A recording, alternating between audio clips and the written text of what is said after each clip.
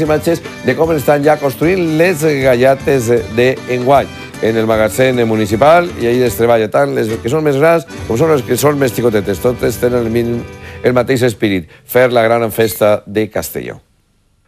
Els preparatius per a Magdalena 2007 avancen a bon ritme. Les galletes ja tenen el disseny definitiu i els monuments comencen a prendre forma. L'Ajuntament cedeix a cada galleta un box individual dins d'una gegantesca nau industrial, anomenada el Nou Escorchador.